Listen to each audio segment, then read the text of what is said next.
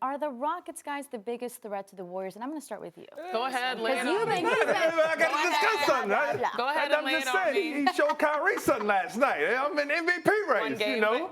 Give me your You point. take Kyrie over there, man. Come on, okay. All seriousness. Okay, all seriousness.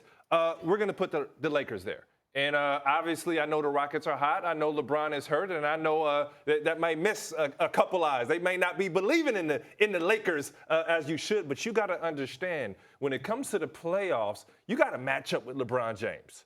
And right now, even as I'm looking at the Golden State Warriors, one thing LeBron James does well, he finishes in the paint. He play makes. That's what makes him special. And when you have success guarding LeBron James, it's not just rim protection. It means you got 4 and 5 guys and bodies that you can throw at him. When I look at Houston, they don't match up with LeBron. And their wing defenders, although they got better on the defensive end of the floor, they're still young guys. Those are two-way guys you expect to throw into the playoffs to guard LeBron James. This is also a team with guys who are going to look better in the playoffs. Playoff Rondo, playoff Lance Stevenson, playoff Jamel McGee, Strumming, playoff Tyson Chandler. So, and I also expect the Lakers to make another move before the playoffs. So, by far, if you can't tell me that the Lakers are not the biggest threat to the Warriors, what you talking about? There's also another team, the Rockets, that could make another move. And I do think that there are a lot of teams in the West that are on the rise. You can add in the Nuggets to that mix. But if you look at this game yesterday, they not challenging. They cool, but they not challenging. That was a huge reminder. That was a message throughout the league. James Harden is playing better than his MVP season. He gave you 45. Eric Gordon held it down without Chris Paul, gave you 20 points, knocked down his shot from deep. Nene has been huge, providing a boost off the bench that adds their depth, but also their defense and rim protection when Clint Capella has been out. And by the way, Austin Rivers, he's been a nice little snag for them as well. He looked comfortable. Yeah. But speaking of Clint Capella, we're not giving this man enough love. He gave you 24 and 18. He's been giving you 20 games as of late. He is the real X factor here with the Rockets, because if he is dragging the defenses to the rim and finishing over 60%, that allows James Harden, the beard, to go to work. So when I look at this Rockets team, I'm like, okay, we're not going to absolve you from the issues you had the first 20 games of the season, but this is a team that still has potential. And when they factor in getting Chris Paul back, they're another team that you can count on to be contenders. They have issues with consistency, but James Harden has been on another level as of late. We have yet to write the books on their season. I'm going to go with the OKC Thunder. I'm going to go with the Oklahoma City Thunder. I think, number one, they have the best defense in the league right now.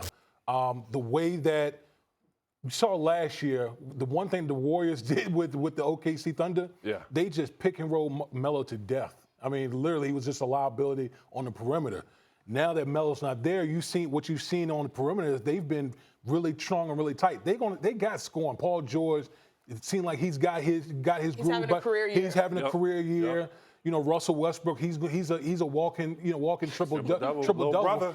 But I think when they get Andre Robinson back, okay, when he comes back, that's another elite perimeter defender on the outside who can spell Paul George from guarding the opponent's best player on the perimeter, which will make him more fresh offensively. So when you look at the guys that they have on their roster, I think OKC could be a team. There, Woody. Ball movement.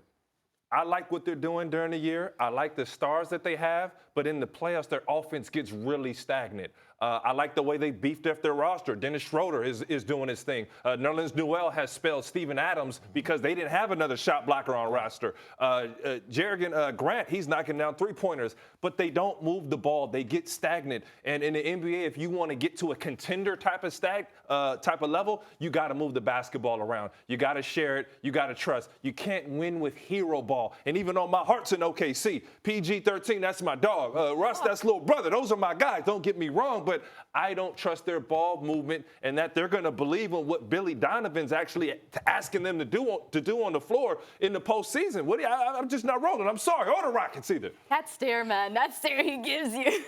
I'm just saying, Woody.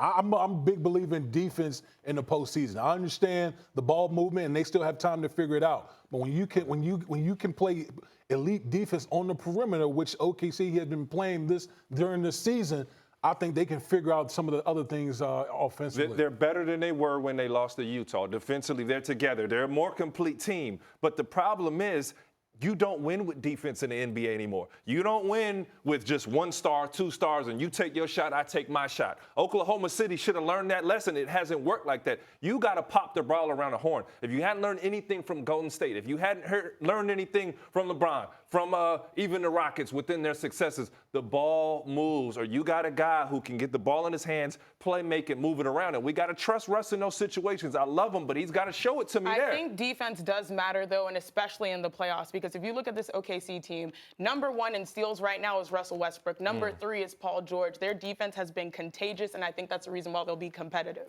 The reason why the Warriors are faltering is largely because they have lack of rim protection. Yep. They're losing because their defense is not the same Warriors defense that got them the back-to-back championships. And the reason why the Rockets really started the year poorly was because they had absolutely no defense and no depth. So defense is a key factor. Offense will win you games, but it can't carry you through an entire season. You got to be capable. Don't get me wrong. When the Warriors became good, when the Warriors became the Warriors, they defended. They got after you. And obviously it was their offense, but they were capable enough to throw bodies at you. They made it hard. And when they went to that small lineup, they swarmed you. They moved. They have fresh young legs. And now they're getting a little older, but LeBron got them young boys behind them and a couple of vets, all right?